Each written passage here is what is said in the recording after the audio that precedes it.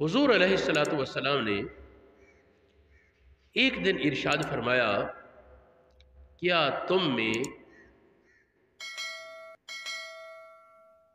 صبح کی نماز کے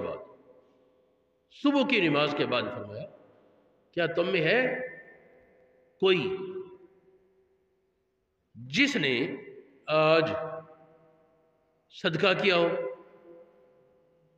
صحابہ نے کہا یا رسول اللہ اٹھے ہو نا، صبح کی نماز ہے، صدقہ اس سے پہلے کب کرنا تھا؟ فرمایا کہ ابو بکر صدیق بولے یا رسول اللہ میں نے کیا۔ نبی پاک نے پوچھا آج کس نے صدقہ کیا ہے؟ صحابہ نے باقی نے تو یہ کہا کہ جی صبح سویرے اتنی جلدی کیسے ہو سکتا ہے؟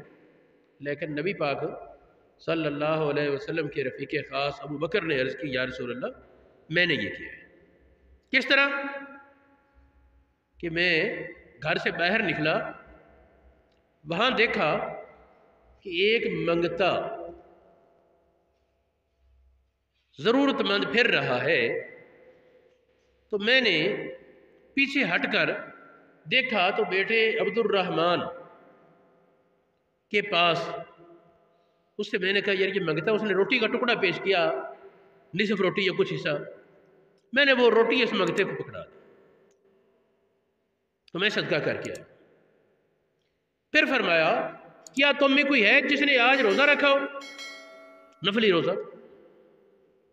کیا تم میں کوئی ہے جس نے آج روزہ رکھا ہو؟ باقی سب خاموش، اتفاق اس دن اور کسی نے نہیں رکھا، ابو بکر صدیق نے رکھا ہے، عرض کیا میں نے رکھا ہے روزہ یار سے۔ پھر فرمایا تم میں کوئی ہے جس نے آج مریض کی عیادت کی ہو، بیمار پرسی کی ہو؟ کسی نے یہ بھی کہا کہ جی علی تو صبح سویرے اٹھے ہوئے ہیں، صبح کی نماز پڑھ کر ہم فارغ ہوئے ہیں۔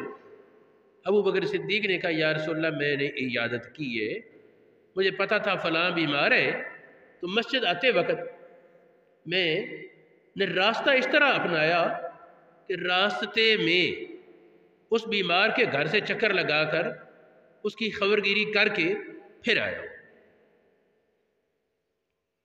صدقہ ابو بکر صدیق نے، روزہ ابو بکر صدیق نے، عیادت ابو بکر صدیق نے، جنازہ، اور میں کہ آج کسی نے جنازہ پڑھا ہے؟ ابو بکر صدیق نے کہا جی میں پڑھ کر آیا۔ نبی پاک علیہ السلام نے کئی سوال کیے، ہر بات کے جواب میں ابو بکر کہتا ہے جی میں نے یہ کیا، میں نے یہ کیا، میں نے یہ کیا، میں نے یہ کیا۔ نبی پاک علیہ السلام خوش ہوئے اور فرمایا کہ یہ خصلتیں جنتی آدمی کے بغیر اکٹھی نہیں ہو سکتی، اس میں جنتی ہونے کی خوشخبری اور آ گئی۔